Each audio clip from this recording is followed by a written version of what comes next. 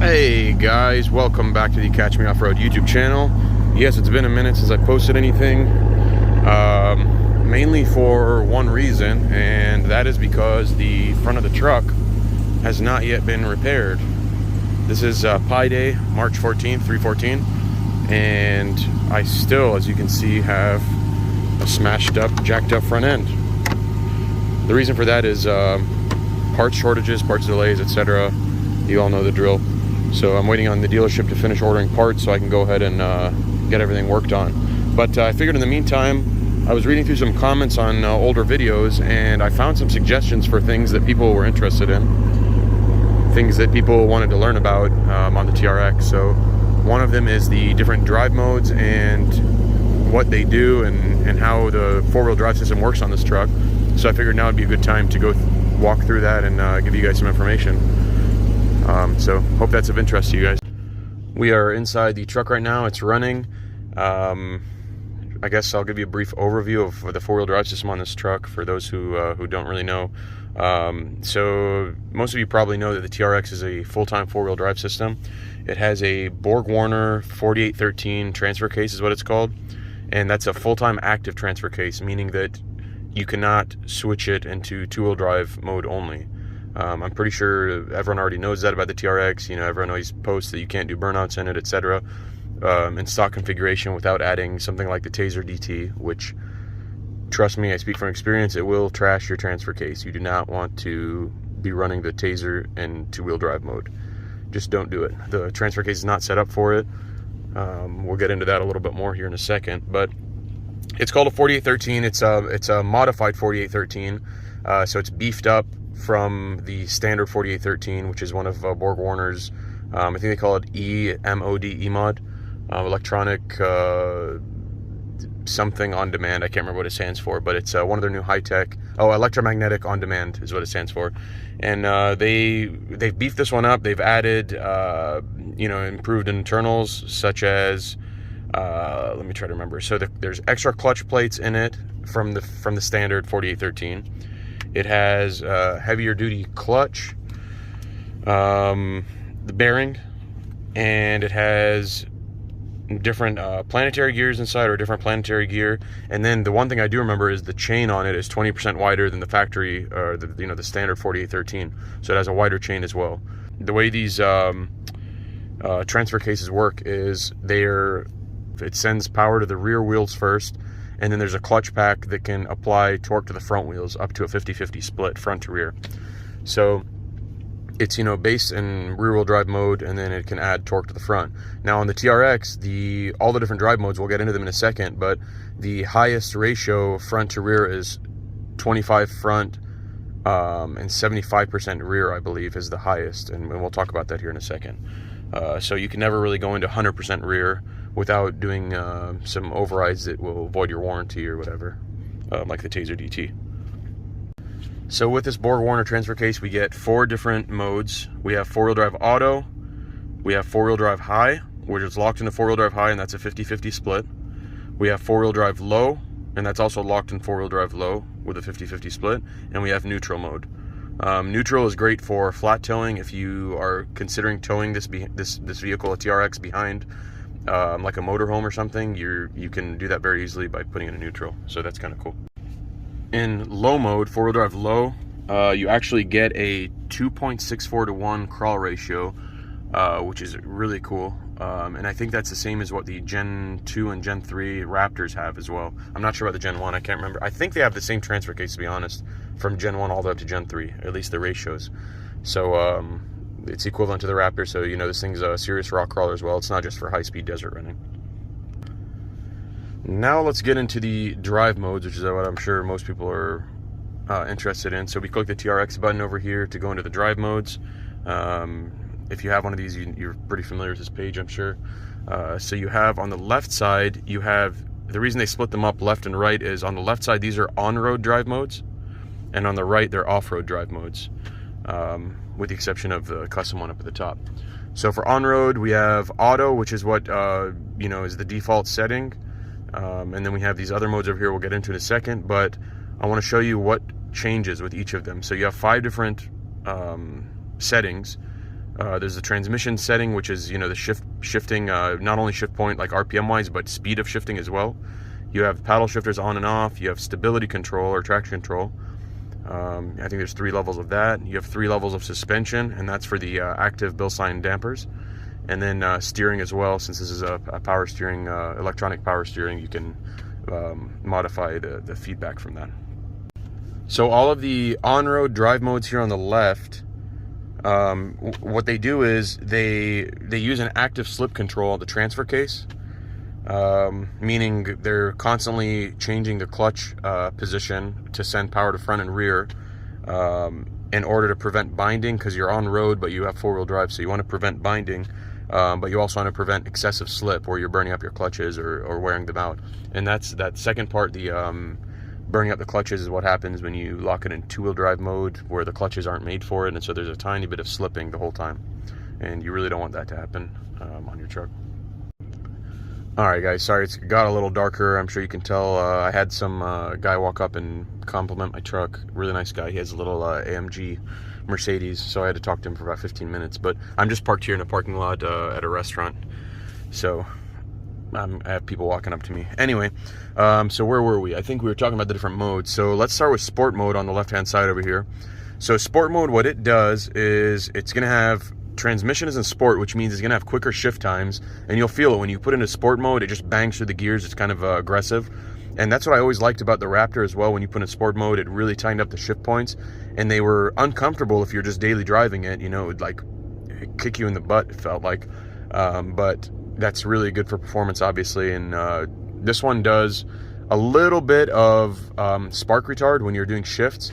So what that does is you want to, the engine the transmission, in order to shift gears, needs to have very little torque coming through it.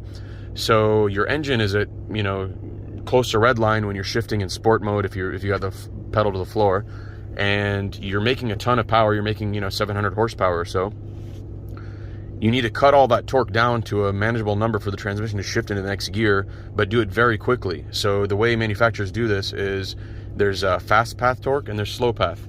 The slow path is using air or using fuel. So you can close the throttle a little bit to reduce your torque, but that's a little slow. And same with fuel. Fuel is a little bit faster than air, but it's still slow, relatively speaking. The fastest way to do it, fast path, is using spark. So your spark is advanced, you're making a lot of power. What you do is, to quickly reduce torque, you retard your spark quite a bit. That cuts torque and power by quite a bit, and then your transmission can shift. Well, the cool thing about that, and you hear it in a lot of AMG vehicles and a lot of Challenger Hellcats, Trackhawks, is that crackle sound when they go to shift gears. Audis do it too, you know, a bunch of performance cars do it. But you'll hear that really loud crack when you shift gears, and it sounds very cool. The TRX, unfortunately, they've calibrated it to where it does not do that quite as loud. You'll get it every once in a while, especially if you have modified exhaust and you can really hear what the engine's doing. But for the most part, it just tries to do a quick spark retard, not very aggressive, shift gears quickly, and get you on to the next gear. So sport mode also tightens your suspension up. You'll see suspension down here, sport. It really puts the dampers, the Bilstein active dampers, into the most aggressive setting, to where you know, it's kind of a rough ride, but it's good for going around corners if you want to track a TRX. The other thing it does is it puts you in a 30-70 torque split. 30% torque to the front wheels and 70% to the rear wheels. If you're trying to do donuts or something on pavement, there's actually a better way to do it than sport mode. We'll get to Baja Mode in a second, but it's got an even more aggressive ratio. So that's sport mode. You really want to use that when you're on road and you're trying to race someone, or if you want to do drag launch or something like that. That's when I use it. Next we'll go into snow mode. Snow mode does an initial 45 to 55 torque split, so 45% front, 55% rear, and that's when you're starting out. So if you are at a rest and you start going, that's what it starts out with. All of these modes are not 100% locked at that ratio. So like sport mode was not 30-70 all the time. That's just where it tries to hover around. It will give more or less to the front or rear wheels depending on slippage and conditions. Same with snow mode. It starts with 45-55, get you moving, and then it can change based on the traction needs. Snow mode also will cut your engine horsepower. They say it manages it. It's really reducing your torque output and power output, and it makes your pedal very slushy feeling, because that's changing the pedal calibration. So you'll use that. It's actually very helpful in the snow because the TRX has such a large amount of torque down low. When you're trying to accelerate from a light or whatever and you're on snow or ice, it really wants to spin. So that I find helps a lot. It also improves your fuel economy because you're limiting torque and you're doing everything smoothly. What else do we have? Next we'll go into tow mode. I don't know much about tow mode. I know it does a 30-70 split, 30% front, just like sport mode. You really want to get a lot of torque at the back tires, especially if you have a heavy load. You've got a lot of weight back there. You're going to have plenty of traction. It's the more efficient way to do things. You're not wasting a lot of efficiency going to the front wheels. That's really all I know about it. And obviously, it looks like it puts the suspension in sport mode, and it gives you a lot of traction control. So that's the on-road modes we're done with now. Next, we'll go into the custom modes. Sorry, we'll go to the off-road modes. And let's start with the custom mode. So this is what's really cool about the TRX compared to the competitor, which is the Gen 3 Raptor at this point, or Gen 2 or Gen 1 Raptor. You have the option of a custom mode where you can click on the setup button down here. And I'm sure most of you guys know this, but you can go through and change your settings. So for example, my custom mode, the thing that I've done with mine is set it up very similar to the sport mode. And the reason I did that is because when I'm cruising along on the highway and if a vehicle pulls up next to me and wants to race, or you're at a light and another truck or someone wants to race, I know, childish, blah, blah, blah. But if you ever want to race someone, the quickest way to get to your different modes is not by clicking the TRX button and then clicking sport mode. If you got just a few seconds to react, I just click right one time and it will kick you into custom mode. That's the next one over from auto. You're in auto and it kicks you over into custom, as opposed to going left, left, left 3 times and going into sport mode. And so I set up my custom to where one button, click, and it puts you right there. And it's good to go. I think on the Challengers and Chargers, you can actually double tap the mode change button and it will put you, actually they have an SRT button. If you double tap it, it will put you in the most aggressive mode. I wonder what will happen if I double tap the TRX button. Okay, it looks like nothing happens, just a test. But that's the reason I have custom set up, very similar to, I think, sport. So if I put in custom right now, I've got 3 reds and 2 yellows right here. If I go into sport mode, it's similar, but the steering is a little different and the stability control is a little different. So you can set up however you want. Obviously, you can make it an off-road mode if you really want. You can make it whatever you want. So next we'll go into mud sand mode, and this one has a 45% front, 55% torque split at the rear. And this one also will change your throttle positioning. It actually makes it very aggressive, where you barely tip in and it wants to give it some power. And that's because sand, as you know, really robs horsepower. You really want to keep high RPMs in sand. It also holds your shifts up high. You'll see transmission goes into sport mode and it tries to keep your revs up. It's kind of annoying if you're just trying to cruise on sand, like if you're at sand dunes and you're just trying to cruise around at 30 or 40 miles an hour, it'll really hold your revs up high. So you can use the paddle shifters and shift manual if you want to, or you just get used to it running around at 3,000 or 4,000 RPM.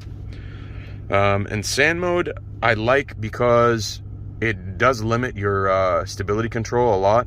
It doesn't put it in full off, but it does cut a lot of the nannies out. And I use that when I'm at sand dunes, for example, because of the 45-55 split. It actually gives you really good traction, especially from stop if you're trying to accelerate on sand. You don't want just the rear wheel spinning. Next we'll go into rock mode. In rock mode, actually, you have to shift into, here you'll see actually, you have a message right here that says to enter rock mode, shift into, here I'm going to click it again for you, shift into 4-wheel drive low. And that's one thing I don't like about the TRX. The Raptor automatically shifts you into 4 low. This one does not. So you have to hold down the button right here into 4 low. Actually, sorry, you have to be in neutral first. We're going to go into neutral. And then we're going to hold down 4 low. And 4-wheel drive shift in progress. All right, we're in 4 low now. And then you can click on rock mode.